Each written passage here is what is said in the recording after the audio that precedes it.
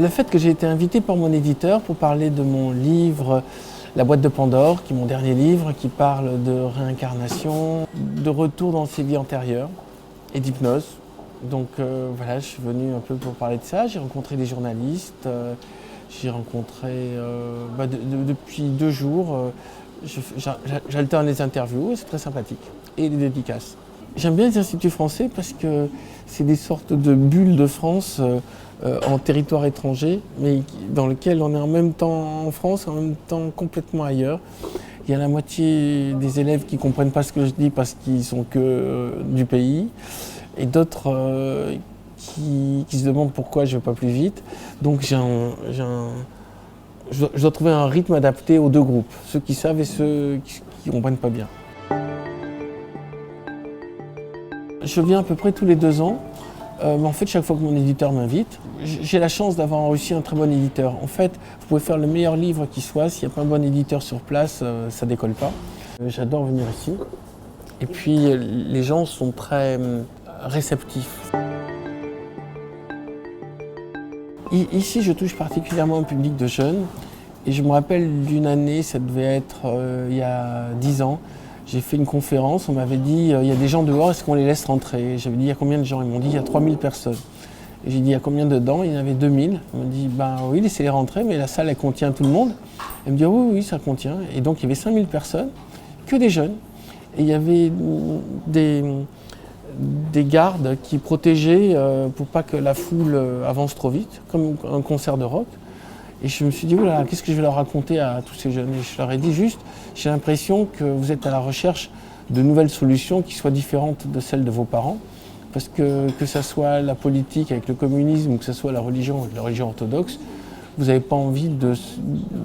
Vous avez l'impression que ça a fonctionné mais ça ne fonctionne plus, donc vous cherchez des choses nouvelles. Et la science-fiction est le laboratoire dans lequel on peut commencer à parler de ces choses nouvelles. Ils sont pas dans une phase d'attente, ils sont dans une phase de curiosité. Mais j'essaie de répondre à cette curiosité.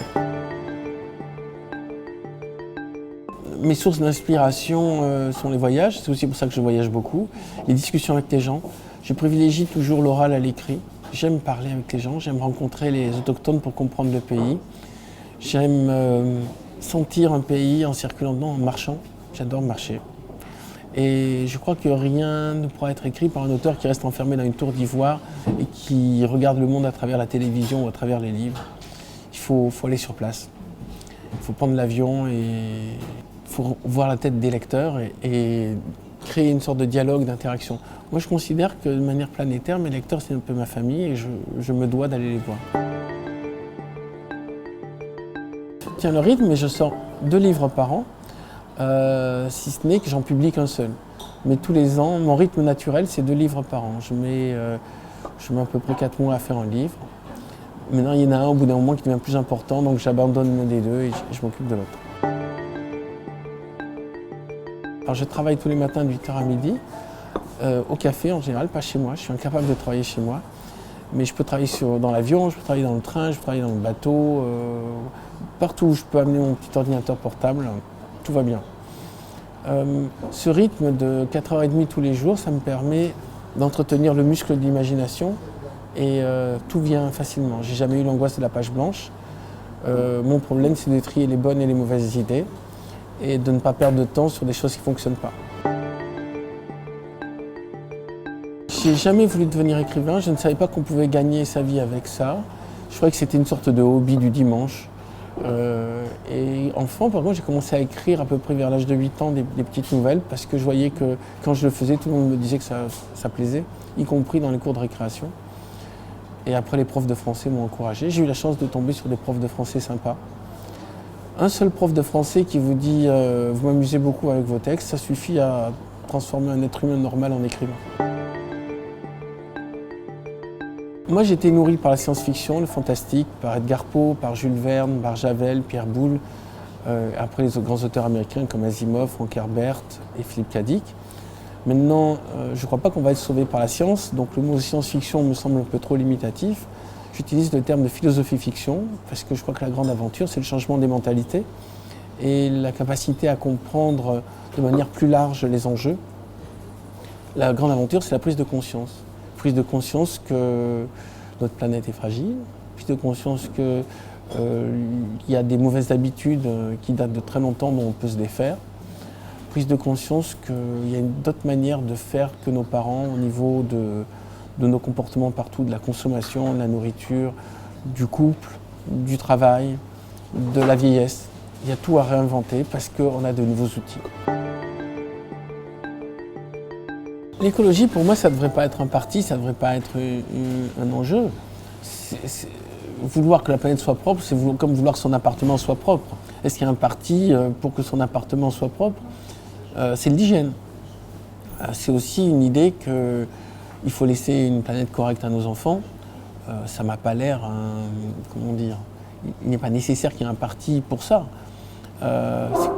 Il faudrait qu'il y ait un parti anti-écologiste et puis que les deux se bagarrent. Mais là, c'est juste qu'il y en a qui considèrent que le plaisir à court terme est plus important que la survie à long terme. Et le plaisir à court terme, c'est le plaisir de consommer qui entretient la croissance économique, qui rassure tout le monde. Et à côté de ça, la croissance économique entraîne la destruction des matières premières qui nous enlève nos possibilités de laisser une planète viable à nos enfants. Donc il faudrait qu'il y ait peut-être une représentation des prochaines générations à l'ONU, ou en tout cas une représentation qui est des gens qui parlent non plus au nom des nations et des intérêts économiques, mais au nom d'autres intérêts comme celui de la planète ou des nouvelles générations. Moi, j'ai un projet que j'ai décrit dans le Papillon des étoiles, qui est celui de faire un vaisseau spatial pour aller coloniser notre planète. Chaque fois qu'on a fait des bêtises et qu'on a abîmé là où on était, on s'est enfui pour aller ailleurs faire mieux. Donc je pense que là, je ne crois pas que le monde va devenir raisonnable. J'ai plutôt l'impression, quand je regarde les actualités, qu'on va vers une montée des nationalismes, donc une montée des risques de guerre, de plus en plus de terrorisme, de plus en plus de pollution. Bon, après tout, il y a un moment, ça ne va pas s'arranger, donc on se casse. Voilà. Et c'est ce qu'ont fait les Européens à un moment pour coloniser l'Amérique, mais maintenant il n'y a plus de nouveaux continents, où est l'Australie, mais il n'y a plus de nouveaux continents à explorer, donc il faut aller vers une autre planète. Ou devenir raisonnable. Moi, j'étais journaliste scientifique, j'ai fait beaucoup d'articles sur l'hypnose, puis après, un jour, j'ai rencontré une médium qui m'a parlé de mes vies antérieures et j'ai voulu expérimenter auprès d'un hypnotiseur régressif, c'est-à-dire un monsieur qui me fait revenir grâce à l'hypnose dans mes vies antérieures. Et je me suis retrouvé dans une sorte de film. Alors, en tant que romancier, je n'ai pas l'obligation de prouver que c'est vrai. Ce qui était amusant, c'est qu'il y avait beaucoup de détails. Donc pendant 1 heure, je me suis retrouvé plongé dans une vie et j'en suis ressorti en me disant « Waouh, c'est une super matière pour écrire un roman ». Et après, je me suis aperçu que c'était une technique qui pouvait être reproduite. Et je me suis mis à imaginer un personnage qui maîtrise les visites de ses vies antérieures. Et après, j'ai fait un spectacle dans lequel je propose aux gens de visiter leur vie antérieure. Et moi-même, quand je ne dors pas la nuit, hop, je vois un œil, je me dis tiens, j'ai un petit peu de temps à perdre. Je vais aller dans le couloir rempli de portes qui mènent à mes vies antérieures et je vais en ouvrir une pour voir ce qui se passe. Je crois que l'accès aux vies antérieures est possible pour les gens qui en ont très envie et qui jouent le jeu. Toute personne qui se dit « je suis sûr que ça ne marche pas », avant ça ne marche pas. Toute personne qui se dit « oh là, mais ce n'est que mon imagination », ce sera que son imagination. Et toute personne qui se dit « bon, voyons voir, on va voir ce qui se passe », et il peut avoir une bonne surprise. Vous savez, pour tout, je crois qu'il n'y a pas que les deux camps, j'y crois pas. Il y a un troisième camp qui est « je ne sais pas, j'expérimente et je regarde bien ce qui se passe ». Et je fais partie de ce troisième camp. J'expérimente, on verra bien ce qui se passe. Donc là, je suis les aventures de mon livre Sa Majesté des Chats. Je vais faire encore des spectacles pour faire revivre aux gens leur vie antérieure. Ça s'appelle pour l'instant Histoire extraordinaire et expérience amusante. Et je fais aussi des masterclass où j'apprends aux gens à libérer leur créativité. Pour tout ce qui est du cinéma et de l'audiovisuel, pour l'instant, je n'ai pas rencontré de gens capables de réunir l'argent pour qu'on fasse les projets. Donc je suis toujours dans l'attente, mais je ne me fais pas trop d'illusions. Je pense que les films et les séries arriveront après ma mort, tout simplement parce qu'en France, Il n'y a qu'une fois que les auteurs sont morts qu'on s'aperçoit, ah ouais, c'est intéressant ce qu'ils faisaient, mais du vivant, c'est un peu compliqué. Et je vois Jules Verne, il a été reconnu quand même bien après sa mort. Moi, j'ai une formation de scénariste, donc j'ai envie évidemment que tous mes livres se transforment en films. Maintenant, quand je rencontre des producteurs, je vois bien qu'ils ont un peu peur que ça sorte tellement de l'ordinaire qu'ils n'ont pas les références. En France, sur le cinéma, c'est surtout des comédies avec des stars. Donc faire un concept dans lequel des gens reviennent dans leur vie antérieure ou partent conquérir une nouvelle planète dans l'espace, tout ça, il n'y a pas de fichier Excel pour pouvoir garantir qu'il va y avoir des spectateurs.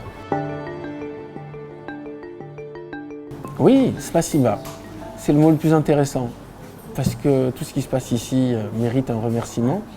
Mais de manière générale, j'ai envie de dire spasiba à mes lecteurs, parce que je suis conscient que c'est grâce à vos lecteurs que je vis. S'il n'y avait pas de lecteurs, je serais obligé de faire un métier honnête. Ça a l'air fatigant. Tandis que là, je m'amuse et puis je voyage. Regardez, j'arrive ici, je débarque dans un monde complètement nouveau, avec des gens qui parlent une autre langue, qui ont une autre mentalité. C'est comme ça qu'on est nourri par tout ce qui est étranger et bizarre, et par notre capacité à tenter de le comprendre et à changer nos mentalités. Voilà, c'est l'aventure de la conscience, et j'espère que mes livres donnent envie aux gens d'évoluer, de changer et de s'ouvrir au monde et de comprendre les enjeux du futur. J'écris pour ça.